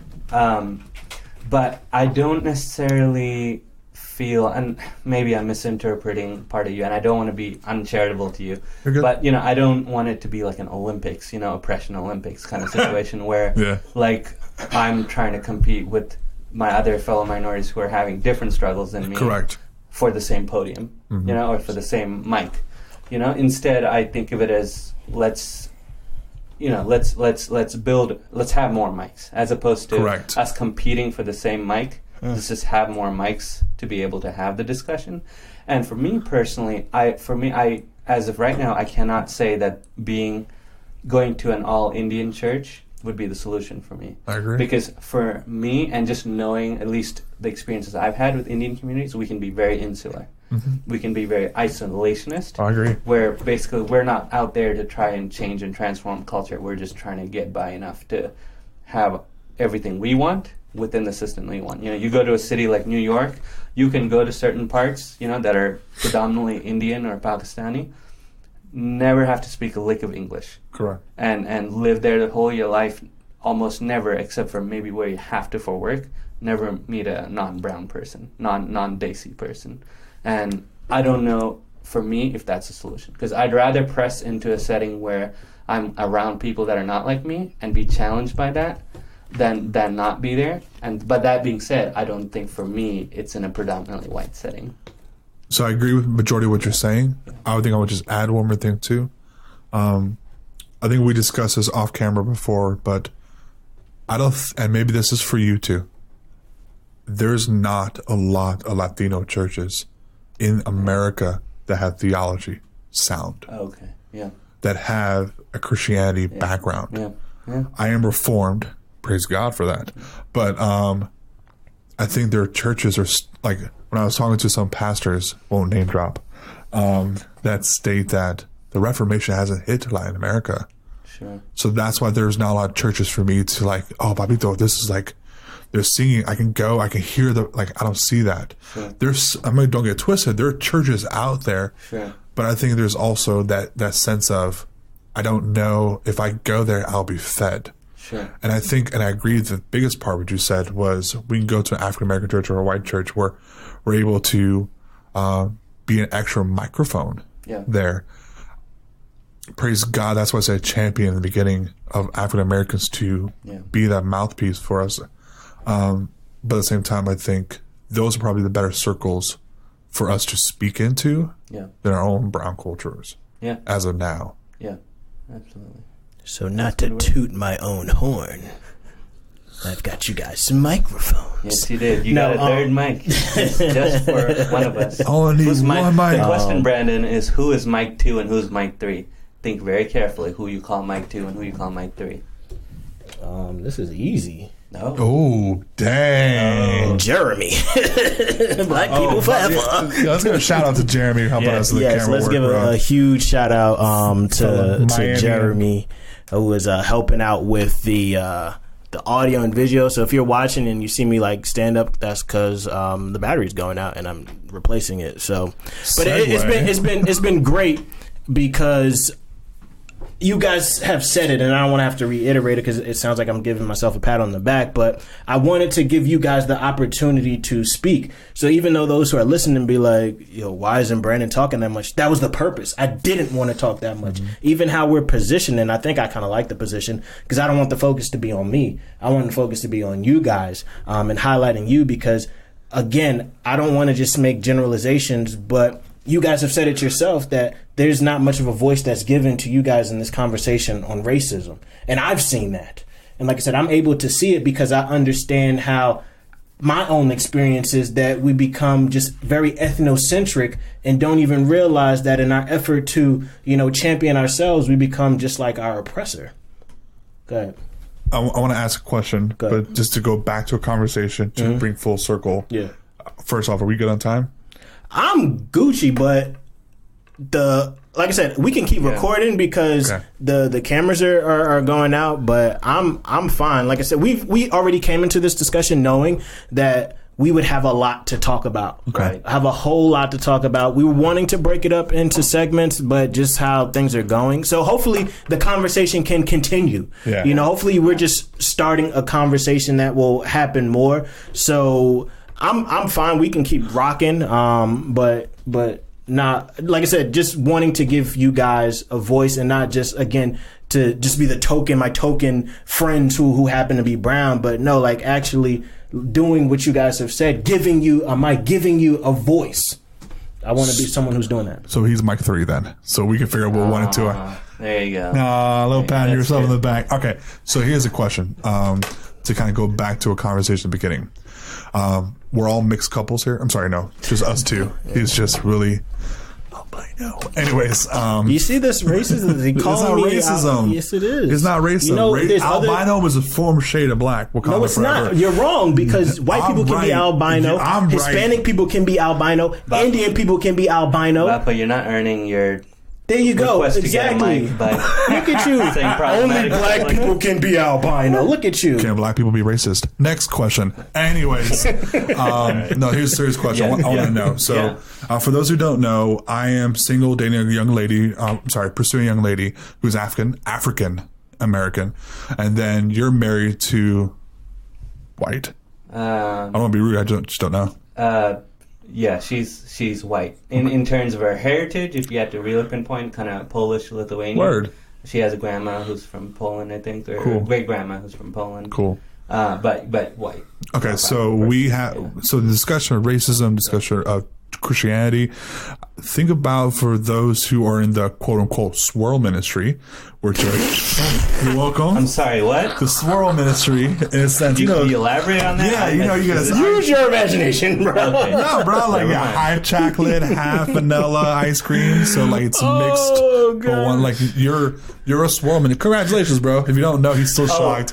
Swirl. Swirl. What you thought he said? Squirrel? I thought you were saying swole, and I'm like, I think that means. I'm like, you didn't get the swirl ministry? That was dope, bro. Okay. That was like alley-oop for a great segment. Yeah, that really was. All right. Yes, swirl. Got it. We should make shirts. Anyways. No. That would be... No. Okay, that would be such a bad idea. So, in regards to you and I'll talk about what I've been going through. Yeah. But I want to talk about, as a married man, praise God for that marriage. But how are you pursuing your wife? Different cultures coming together. Theological over here. How do you pursue? Go ahead, my bad. I can be hood. Go ahead. I don't think this would be appropriate. Okay, she's going to be hood. So, that's not ghetto, bro. All right, whatever. Go ahead. Bro, I can't say that. Anyways, dude, I can't. I gotta be careful. You're really competing. Anyways, so how are you pursuing your wife and everything as marriage, racism, all that jazz, Christianity, culture? Go. Sure. No, that's a great question. So, yeah, my wife and I, we've been married 6 years at this point. Congrats. Yeah, thanks, man. Yeah, it's a blessing. But I'll be honest, I think part of living in Kentucky, and we met as college students at the University of Louisville in Kentucky. What was the first thing you thought of when you saw her? We was wondering, well, actually... Okay. I was trying to help you out, but I appreciate about how I'd like to get to know her a lot more, because we were friends the whole first year before we started dating, so it didn't start kind of with a romantic attraction. Just no Marvin Gaye, you know. No Jackson 5, no Genuine. You'll get your chance. Never mind. Yeah, exactly. But for me, you just got to think with the environment and with kind of the setting. Those conversations just didn't happen a whole lot. Mm-hmm. And for me, I met her in my year 3 of being here. So just finished 2 years of living here. So in Kentucky? In Kentucky, USA, okay. Just in the U.S. in general. So we met as freshmen, and we just kind of were friends a whole lot. We hung out. We were in the same, involved with the same campus ministry at the school. and we just kind of were in the same Bible study together, and we just kind of hung out in a group setting a whole lot. So I got to know her a whole lot that way. And then we started dating and stuff, and the cultural conversations and cultural challenges I faced, I didn't feel come up a whole lot between us. And I think part of it is because she comes from a place where she has had not a lot of exposure. I was the first Indian that she has met in person. And so, but I think what made it not a hindrance is that she was kind of open to listening. And she did not presume to know everything, and she did not presume to have the right answers. You know? I don't mean to cut you off, but I just had an interesting question. Like, did you have, like I said, for me, I had a preference for, you know, I've only been with black girls. That's even been with this loosely. But I don't overcompensate. Overcompensate. You're right. And I guess I didn't really grow up around a whole bunch of white girls either. But did you ever have preference? Did you like prefer a white girl over an Indian girl, or is just you just didn't meet any other Indian girls? Was she your white girl? Only white girl? Okay, hang on. We're not gonna go through dating history here. Bro, we have a limited time. You know, it's a part of my history that's irrelevant. Before Christ. It's not very interesting either, spoiler alert. But anyway, all that to say, you know, I love my wife, and I think God chose her for me and everything. So I don't have any reservations saying that, you know. But you know, when you talk about demographics, yeah, Kentucky's not a very diverse place, so there's not a whole lot of, you know, quote unquote choice of different types of people. Anyway. But it wasn't a sense like I don't like, or I don't want to say thought a white person was more preferable than an Indian. That wasn't the case. No, it was just that was what was there. It was the default, because here's the big thing. The big thing for me was I was a Christian at this point, and I wanted to pursue someone who was serious in the faith. So that was the biggest thing for you. And guess what? If you are interested in romantically pursuing a Christian girl in Kentucky, you're not gonna run into, you know, any brown girls, you know, anytime soon. So all that to say, you know, just by virtue of elimination. Okay. My spirituality and my faith is most important. Praise God. That guided everything else. Okay. And that, by virtue of that, you know, made kind of... Look at God taking care of him. I know, right? Man, look at that. That was beautiful. I'm going to cut this clip just for Rebecca. Sorry, I didn't mean to put your name. I framed it all correctly, right? Is that the script says right in front of you? That was beautiful. But the reason that I asked that is because I think, and again, are we calling this racist? That I did not prefer white women. Or I didn't mind Spanish, but that wasn't something that I found appealing to me. But if another race were to say that about another race, it would be like, oh, hell would break loose. But you ready for this? Go ahead. So, are we done with him? We'll go with that. Yeah, but all in terms of our relationship and our marriage and stuff, the big thing to share is that kind of like how I believe, you know, white majority spaces just need to be listening more. Like, she was not that typical white person in the sense that she came in with an arrogance of knowing already these things. One of the things you'll get to know about her if you know her, or if you get to know her, she's very humble. Yes, she is, and puts others before herself, and that I don't think a relationship that was interracial would work unless there was someone like that coming in, especially from the majority culture. I agree with your statement about description of her. The only thing I disagree with that is when we play Mario Kart. She will put no one in front of you but destroy you. Yeah. There's no putting others in front of her in that, man. She'll wreck you in that. That's all of her whiteness kind of. You know, she's nice every other way, so her quote-unquote oppression is in Mario Kart alone. No, she is a phenomenal young lady, bro. She really is. Ever since I first met her serving at the church, I was like, who is this chick? And you just saw this humility just oozing out of her. Then I saw you two guys together, and you guys were glowing. I was like, yo, praise God. That was just a beautiful thing. Thank you. Well, you know, what about you know, I feel like your situation could be more interesting because, you know, you're a brown person, and you know, the lady you're dating is black, and so like, there's a whole different dynamic. What? I'm just kidding. I assume. I mean, I've seen a picture. I don't want to get like, you know. She's been in church. I've not met her. She's never been to church when we've been there. Oh, that's right. Yeah, okay. Otherwise, I promise we would have met her. Bappo or Becca would know if Okay. Bappo's girl was in town. You know? Yeah. So let me give you a little preface, okay? This is going to be interesting, okay? This is why it tells you when I'm dating a black girl, it's kind of really a shocker to my family. In the Hispanic culture, there's a huge, and this goes back decades and decades, of a Latino supposed to come to America, find a blonde hair, blue eyes girl, and get married.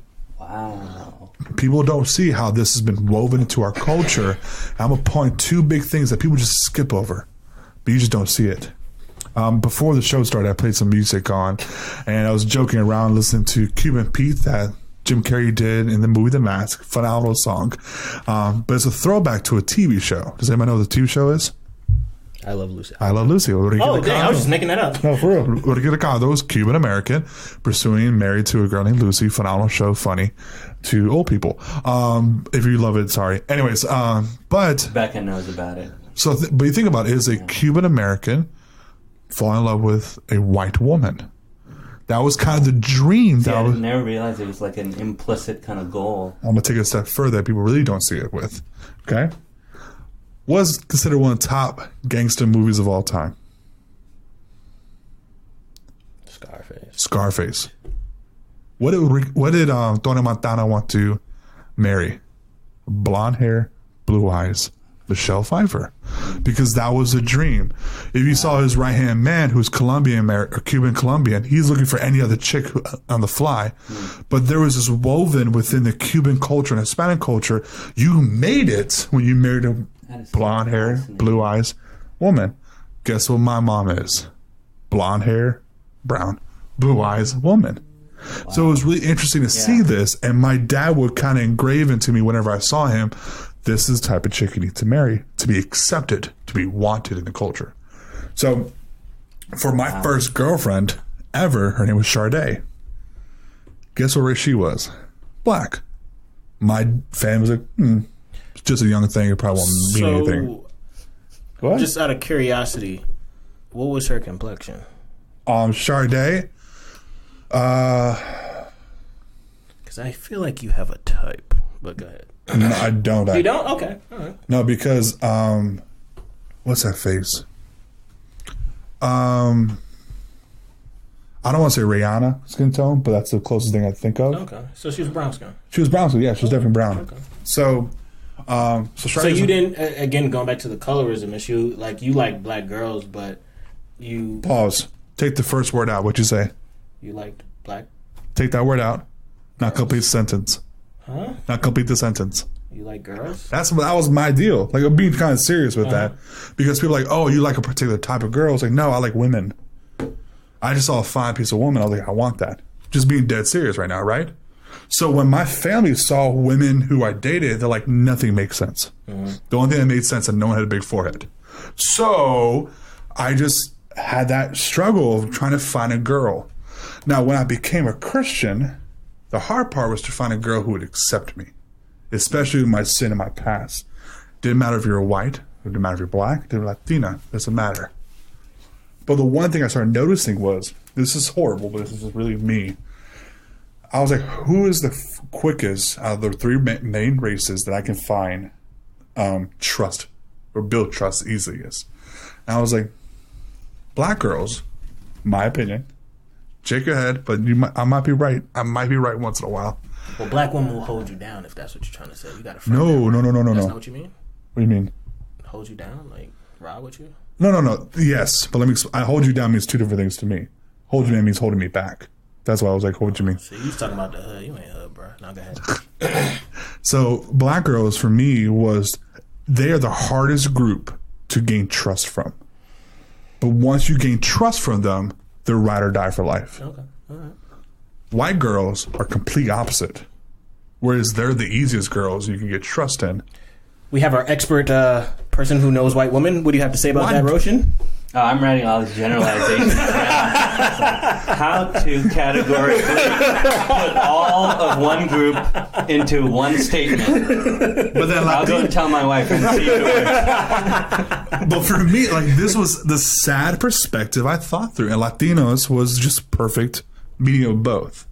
And so, like, I started thinking, like, okay, what was I looking for? A girl, and then what I was looking was attracted to. But then it just realization was just, I wanted a beautiful woman who loved the Lord, who accepted me and wanted me. So when I started dating my girlfriend now, and previous girls too, who were African American or white, there was a constant struggle of me wanting to ask them out because I knew the parents wouldn't like me from the jump because I was Latino.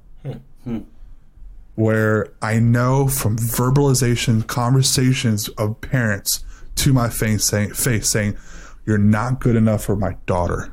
Wow. And you haven't met me. When they heard my name was Kyle, they expected this white boy walking in with a pilo or polo. For some people don't know what that means. Pilo. Some people don't know what polos mean. So, but walking in, and then they see this Cuban American, and they're like, yeah, you ain't good enough for my daughter. I actually heard a father say, I know you're kind. You're going to lie and cheat on my daughter. You do not have my blessing to talk to her. And this is with a black chick? Yeah. I feel like, I don't know. I guess I wouldn't know. So, I mean, and this guy from New York. But that's what I mean. It's more acceptable than there. But it was just tough to be like wanting to date blacks or whites because of just the prejudice the parents have. And then the hard part is, how do I pursue a young lady, even my current girlfriend, phenomenal, amazing chick. But I know there can be tendencies from parents saying, like, he won't be good enough for you because he's not black. So if this girl falls in love with me, how to deal with that tension? Just don't know. Yeah. And then the hard part, too, was the young lady, Yuri, she came to Raleigh. She got to visit me, visit my church, visit my friends. And I don't know if you guys know about this, but when she visited the church, she got taken back because she saw other African-American women, males, celebrating, worshiping God together at a church that she felt comfortable with. She doesn't get that often. No, it's rare what we have, man. I don't think you know how well. I keep telling this to our pastor, but we're a unicorn. Yeah. He was like, "Don't call us. Yeah. We're a special unicorn." But I think I had to take like perspectives, like when pursuing her, there are things I had to think about that to shield from even blatant racism with people in North Carolina. There's certain people I don't bring her around because I'm afraid of her being judged. Like, I go back to the initial comment I said. It is one of the worst feelings in the world when you walk into a room and people are Christians and they look at you and they think you're white or they think you're a different race. And you're like, no, I'm Cuban. And they're like, oh, I guess we're good now. I can walk away. And that happened at seminary. Mm-hmm. The place I thought this shouldn't happen. And as even within our own church, at the church I serve at, this happens too. And you gotta love people. You gotta give grace. You gotta help them see their blindness. And I think the hard part is there's a teenager at church. They hate the color of their skin because they felt their life would be more better if they had a different color of skin, whether it was black, white, or Latino. And we have to remember what Psalms says, that we were fearfully, wonderfully made purposefully with our skin tones, with the brown and the blacks and the white and the yellow. We're all purposely made. So God chose me to be Cuban, you to be Indian, you to be black for his glory. Yeah. And when I start to see myself in that light, that my skin tone was for God's glory to be flossed or to be shown, I learned to accept my skin and be okay. Yeah. So for those who are listening to this podcast who are dealing with some hurt because of your skin tone, who want to change themselves, Understand that you're fearfully, wonderfully made in the image of God, exactly the way you are. Then when you look at the reflection in that mirror, understand that God is proud and joyful and celebrating, because that's what he chose to craft to reflect him in you. Yeah, it's a great word, man. It's a good word. Yeah. That's kind of what I would charge kind of people who are listening to this, is just be more willing to listen, like, and not just passively listen, like seek that out. Yeah. Like if you're in a predominantly white kind of setting, and maybe you're white yourself, like those conversations aren't going to happen on their own. And like, don't put the burden on the one black or brown person that may be there in your vicinity to kind of bring that up and to parse it out for you. Like, they are a treasure, and like the fact that there are black and brown people who are willing to sit in predominantly white settings despite kind of being marginalized. Yeah. It's tough. It's something that I did, and I don't know if I'm kind of called to that. I pray that if I have to be in that setting again, that God will give me the grace to get through that. But I ask for people who are in settings, whether it be churches or other places, to be like seeking out to put a mic in front of those people, to give them kind of the voice. That would be kind of my call to the people listening. And I would say, and I learned this from my Hispanic brother Angel, and happy birthday to him. I know he'll never listen to this, but happy birthday to him. We'll probably get him to listen to this. Anyways, one thing he said to me was like, sometimes brown people are more like Paul than what black might be to Peter, or fill the blank. And I was like, what do you mean by that? He goes, because of brown people can learn to be in different circles easy, they can become all things to all men. And so I think that's something beautiful, that our skin tone and our accents, or our heritage, and our proud Father to create us the way we did, allow us to experience. Man, we like you too, Brandon. Yeah, so back to Brandon. Yeah. It's been phenomenal. Like I said, when I originally thought of the topic and just having you guys, I did not think we would be able to produce this amount of good content. And like I said, wanting to, despite all of the jokes, and hopefully, like I said, we want this to be engaging. So even though we're cracking jokes on each other, we want that engagement effect, but don't miss what we're actually trying to say here, because we've touched on some very, very important issues, whether it's just our own experiences, trying to define racism, because we talk about racism a lot, but never really define it. And I'm going to try to post our pastor's sermon on it, because I think he did a phenomenal job on it and breaking it down, just talking about just racism as Christians and dealing with that and being willing to go there, because most of us would rather ignore it. And it's like, no, I'm not ignoring it. I understand the past of, the domination I went to school at. I don't necessarily consider myself Southern Baptist, but if I go to a Southern Baptist seminary, then that's what most people will view me as. So I get it. And just want to be open and honest about that. And even, like I said, the name of the podcast is You're Doing It Wrong. And like I said, I can openly admit that I've done it wrong, from just ignoring my own history because of the things that I've experienced, or wanting to be with a darker skinned woman because I don't want my kids to have to endure what I want to. Just the backwards thinking that's been ingrained in us, and realizing, man, this is not just something, a plight of black people, but Latinos and those in the Middle East. It's just like, we have to have a global perspective on this racism thing, because it just becomes, the white man is the devil, the white man is evil. And what that causes us to do is put guilt on them without seeing guilt on ourselves, that we all share some blame, maybe not to the same extent, but we share blame in all of it as well. And we have to realize that this is deeply rooted, not just societal, not just that, but deeply rooted, ingrained in the nature and humanity of us, and that there's nothing that can cure that, no law, no nothing that we can do. Not to say that we shouldn't fight for equality, because and that was the thing that we're bringing up. We should be able to stand arms in arms. It shouldn't just be, I'm only caring about black people issues because it's like you want other people to care about your issues. That's very we should be it's not that either or. I can be conscious of what's going on with black people and also be and like I said, I had to, when you guys were telling me about, just the deportation, that's going in one ear and out the other because it doesn't affect me, but it deeply affects you guys. Yeah. And it's like, that's an ignorance on my part not to be like, yo, my brothers, these are something that's near and dear to their heart, that they have family, they got loved ones that are truly struggling like, yo, what are we going to do? And I'm just here, I hear what's going on at the border. Because I think I just heard that either some little girl passed at one of these holdings or something like Texas, that, right? Yeah. So it's like, I hear it, but I'm not as sensitive to it because ain't no black dude get shot today, So I'm happy about that. But that doesn't mean I can ignore what's going on over here.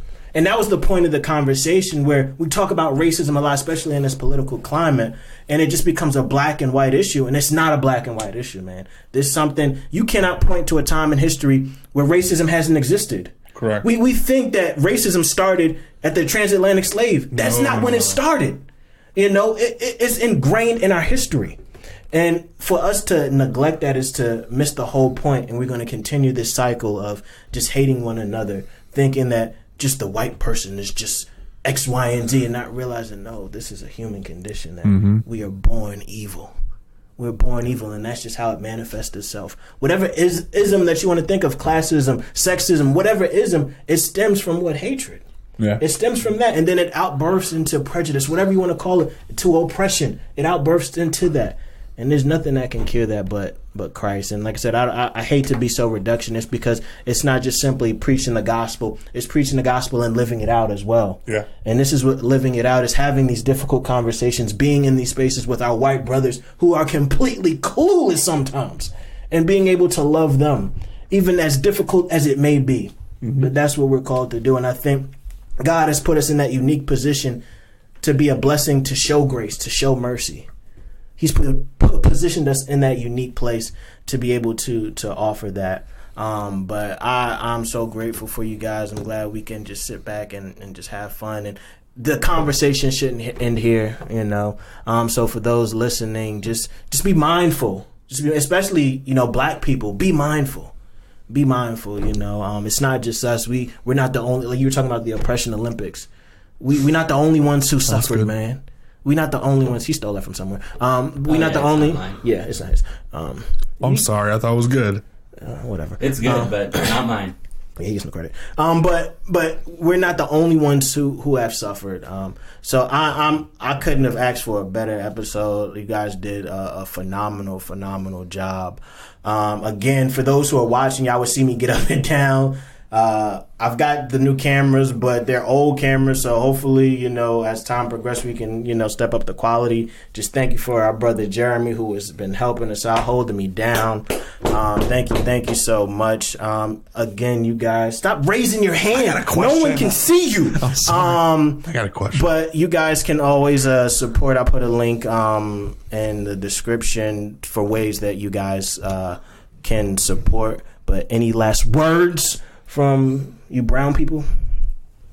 Well, it was a pleasure to be on your podcast. Thanks for having us to have this great discussion. I think it's just interesting because we come from many different backgrounds and yet can have great conversation. I'm going to plug myself. I'm Roshan John on Instagram. The Roshan John, I think, on Twitter. Haven't been on it for a bit. Yes. But yeah. How do you spell that, by the way? Your name? My name is spelled first name Roshan, Roshan, like ocean with an R, and last name John. J-O-H-N. Isn't that like a contradiction? How you have an American last name?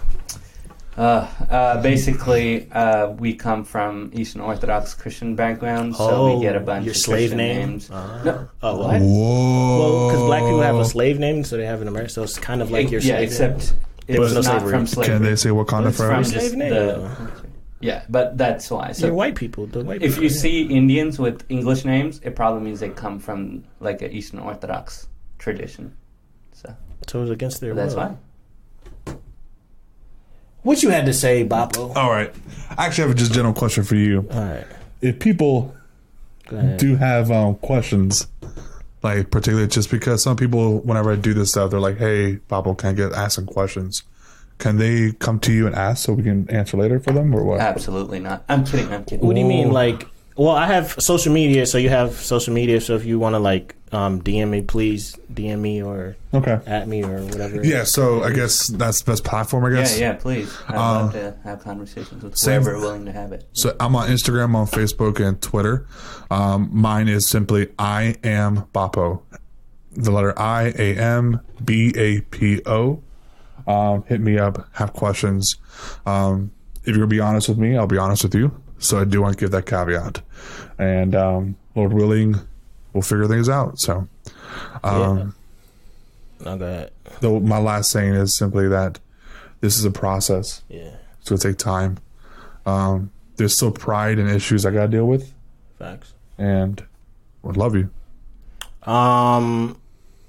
So next month, I want to say it'll be with me and my in-laws. So I'm looking forward to having that conversation. So keep an eye out next month for another episode of You're Doing It Wrong. But yeah, it's been great having you guys. Yeah, Do you have a theme song at all? I've got this song though.